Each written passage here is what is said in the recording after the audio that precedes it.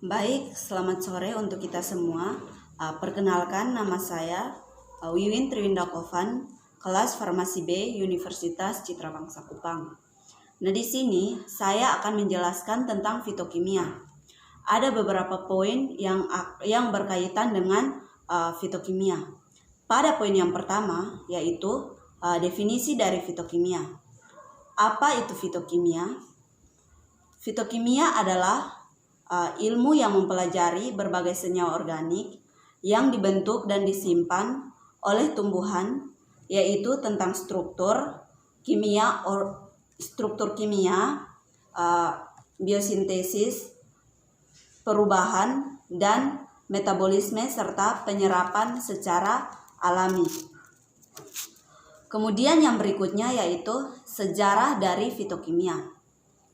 Pada sejarah fitokimia ini, yaitu fitokimia berasal dari kata pito yang berarti tumbuhan atau tanaman, dan kemikal yang berarti zat kimia.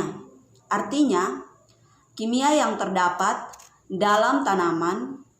Jadi, fitokimia itu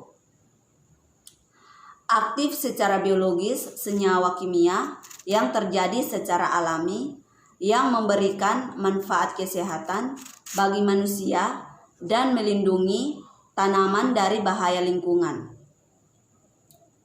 Lebih dari 500 tahun orang Cina menggunakan fitokimia sebagai bahan obat. Selama abad ke-19 dan 20, strategi utama pada ilmu adalah menemukan bahan aktif yang memiliki sifat obat atau pestisida. Contoh dari penemuan ini adalah morfologi piretiroid, yaitu pestisida. Selama tahun 1980-an, banyak laboratorium mulai mengidentifikasi fitokimia pada tanaman yang dapat digunakan sebagai bahan obat. Baik, pada poin yang berikutnya yaitu apa yang diketahui tentang bahan alam dan penggolongan bahan alam tersebut.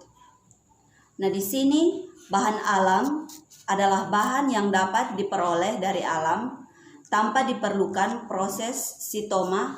Bahan alam meliputi beberapa bagian. Yang pertama, seluruh organisme yang belum mengalami pengolahan atau perlakuan selain proses pengawetan. Kemudian, bagian dari suatu organisme yaitu daun atau bunga tanaman dan organ hewan. Yang berikutnya yaitu ekstraksi dari suatu organisme dan ekstruded. Dan yang berikutnya yaitu senyawa murni. Contohnya alkohol, alkaloid, steroid, dan terpenoid yang diisolasi dari tanaman hewan atau memiliki organisme meskipun metabolit pertama juga berasal dari organisme. Berdasarkan fungsi dari bahan alam, berarti metabolit kedua merupakan bahan alam atau sebaliknya. Bahan alam adalah metabolit kedua manusia. Manfaat bahan alam sebagai obat-obatan, kosmetik, dan juga antibiotik dalam rangka melayani kebutuhan kehidupan masyarakat. Kemudian yaitu penggolongan bahan alam. Pada penggolongan bahan alam ini terdapat 3 penggolongan. Yang pertama yaitu jamu, yang kedua obat herbal terstandar, dan yang ketiga fitofarmaka. Nah, di sini pertama-tama saya akan menjelaskan tentang jamu. Jamu adalah jenis herbal yang belum melalui proses uji kelayakan, hanya berdasarkan pengalaman masyarakat saja. Kemudian yang berikutnya yaitu syarat-syarat dari jamu. Yang pertama, aman sesuai dengan persyaratan yang ditentukan. Kemudian dalam khasiat berdasarkan data empiris. Dan yang terakhir yaitu memenuhi persyaratan mutu yang berlaku. Kemudian yang berikutnya yaitu obat herbal terstandar. Nah, obat herbal terstandar ini adalah obat tradisional yang telah diuji khasiat dan toksisitasnya. Toksisitas yang dimaksud yaitu kandungan racun yang terkandung dalam obat herbal tersebut. Nah, namun belum diuji coba penggunaan pada pasien tersebut. Kemudian yaitu syarat-syarat dari obat herbal tradisional. Syarat-syarat ini terbagi menjadi 3 syarat. Yang pertama, aman sesuai dengan persyaratan yang ditentukan. Kemudian yang kedua, dalam khasiat secara ilmiah atau praklinis. Kemudian yang ketiga yaitu telah dilakukan standarisasi terhadap bahan baku yang digunakan produk jadi. Dan yang berikutnya poin ketiga yaitu fitofarmaka. Nah, fitofarmaka ini adalah obat tradisional yang telah melalui 3 tahap pengujian penetrasian. Nah, pada 3 tahap ini yang pertama uji praklinik. Uji praklinik ini yaitu uji khasiat dan toksisitas dari obat dari fitofarmaka tersebut. Kemudian yang berikutnya lagi adalah uji toksikologi farmasi, yang dimana untuk menemukan identitas atau bahan berkhasiat hingga dapat produk yang berstandarisasi. Dan uji yang ketiga yaitu uji klinik.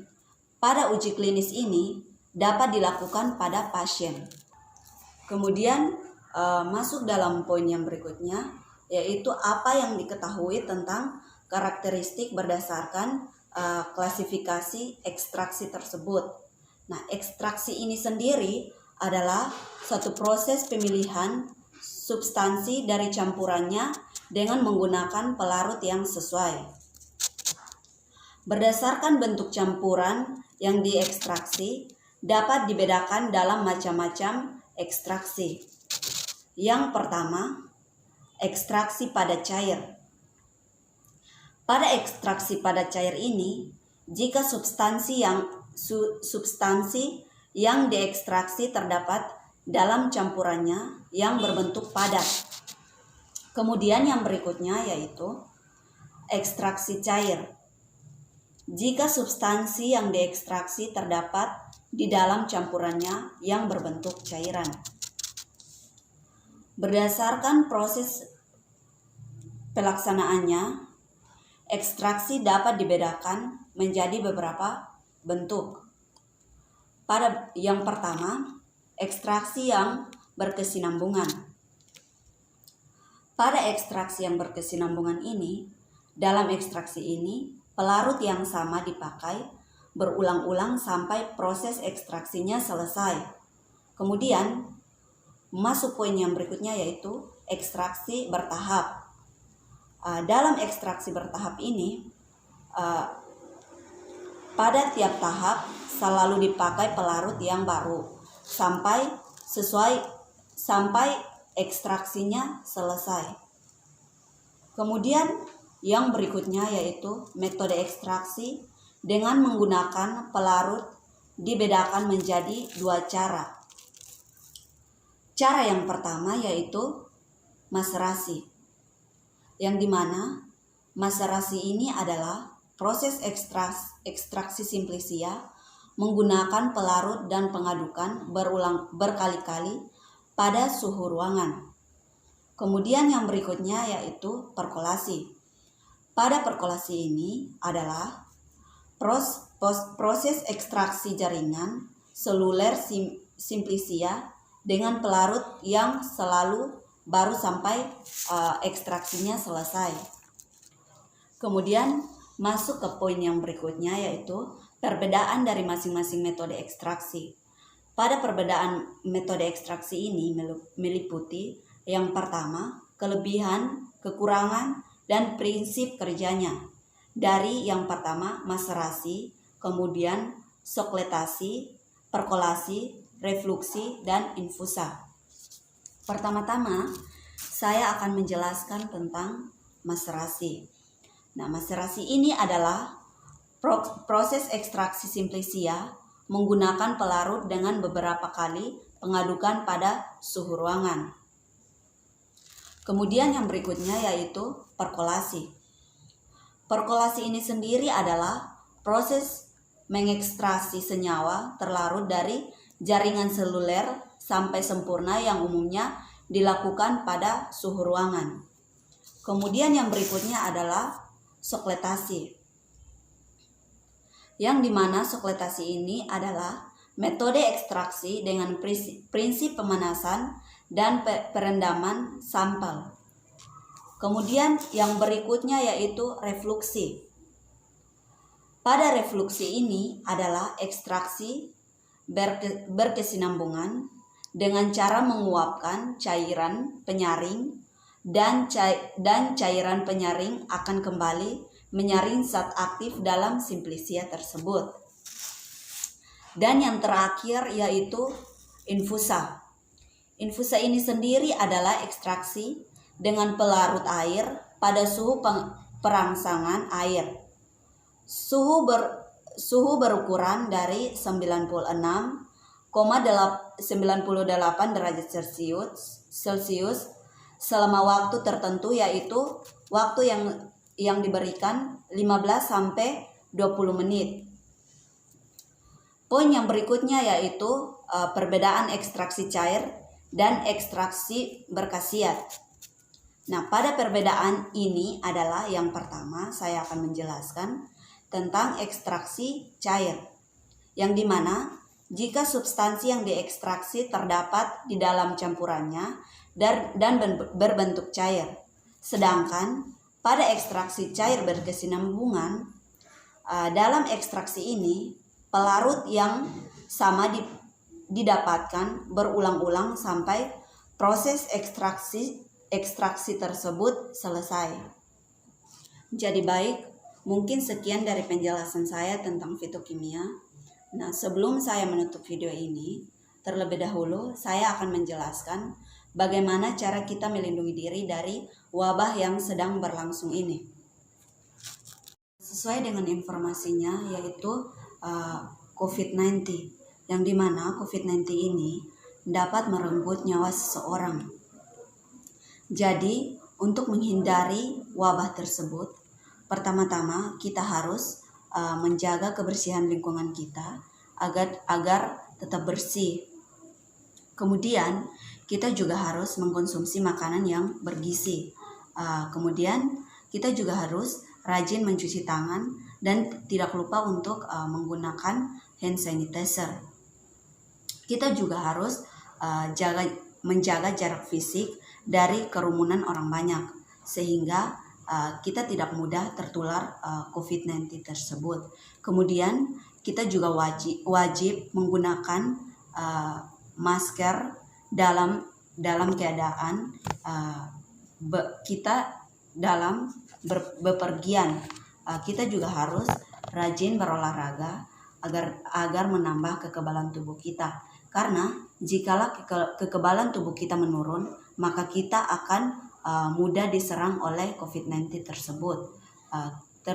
Kemudian satu hal berikutnya yaitu kita juga tidak boleh panik. Karena jikalau kita panik, kekebalan tubuh kita pun akan menurun sehingga lebih mudah bagi virus tersebut untuk menyebar ke seluruh tubuh kita. Namun sesuai dengan informasi yang sedang beredar, yaitu COVID-19 ini sedang menyebar luas. Jadi alangkah baiknya untuk kita melakukan aktivitas di rumah saja agar kita tidak keluar rumah sehingga terbebas dari COVID-19 tersebut. Mungkin sekian dari video saya. Jangan lupa di subscribe. Terima kasih.